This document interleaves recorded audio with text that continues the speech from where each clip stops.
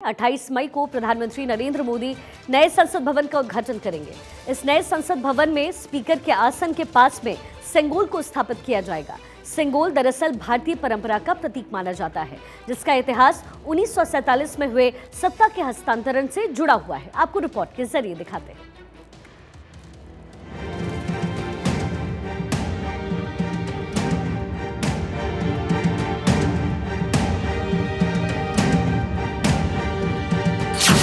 नए भारत की नई पहचान, नई संसद, सनातन परंपरा। नई संसद में सेंगोल। संसद भवन में दिखेगा भारत का राजदंड।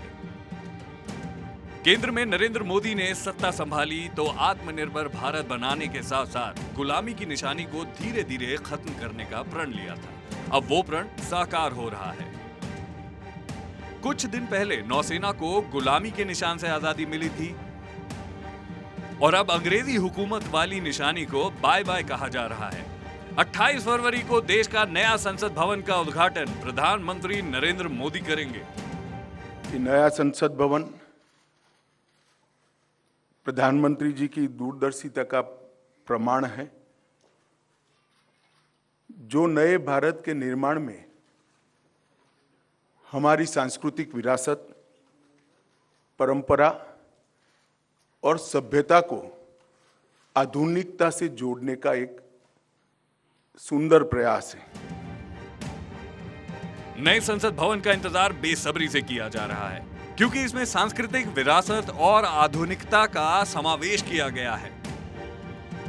और तो और इसमें सनातन परंपरा भी दिखेगी। नई संसद के उद्घाटन के मौके पर ऐतिहासिक परंपरा पुनर्जीवित होगी। नए संसद भवन में सेंगोल को स्थापित किया जाएगा। अमित शाह ने बताया कि संसद भवन में जिस सेंगोल की स्थापना होगी, उसके शीर्ष पर नंदी विराजमान है। यह एक तमिलनाडु के प्रमुख धार्मिक मठ के महंतों द्वारा ये सेंगोल जो आप अभी देख रहे हैं स्क्रीन पर, ये अभिमंत्रित है। गंगा जल से उसको पवित्र किया गया है। इस पर पवित्र नंदी अपना अटल दृष्टि और स्थिरता के साथ विराजमान है। और ये जो सेंगोल है वो चोला साम्राज्य के समय से, मतलब 8वीं शताब्दी से चली आ रही हमारी अपनी भारतीय सभ्यतागत प्रथा का एक अनुसरण करने के लिए ये प्रथा को बना दिया गया।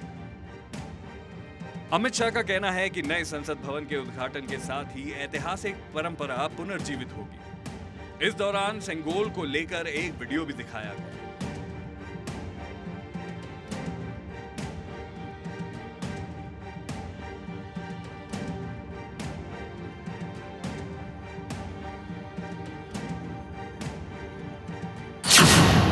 आपको सेंगोल के बारे में तफसील से बताते हैं।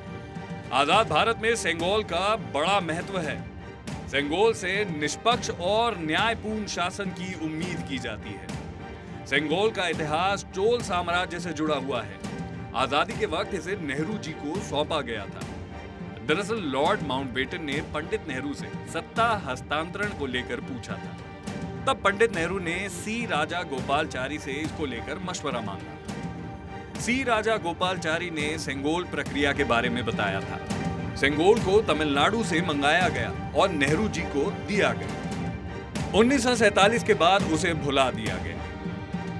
1971 में तमिल विद्वान ने इसका जिक्र किया। सेंगोल के बारे में काफी कम लोग जानते होंगे। जब अमित शाह ने इस शब्द का बार बार नाम लिया, तो आपको इसके बारे में बताते हैं कि आखिर सेंगोल क्या है।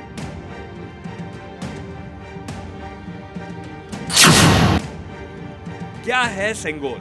सेंगोल संस्कृत शब्द शंखु से लिया गया है, जिसका अर्थ होता है शंख। हिंदू धर्म में शंख एक पवित्र चीज है। सब प्रभुता के प्रतीक में इसे इस्तेमाल किया जाता है। सोने या फिर चांदी से बना सेंगोल औपचारिक अवसरों पर सेंगोल राजदंड को सम्राट द्वारा ले जाया जाता था। सेंगोल का उपयोग अधिकार को दर्शाने के लिए किया जाता था। सेंगोल की सत्ता के हस्तांतरण का प्रतीक भी माना जाता है। अब सबको इंतजार 28 फरवरी का है, जब नए संसद भवन को देश को समर्पित किया जाएगा। मौजूदा संसद भवन गोलाकार है। जबकि नया संसद भवन त्रिभुजाकार है और ये देखने में काफी आकर्षक है।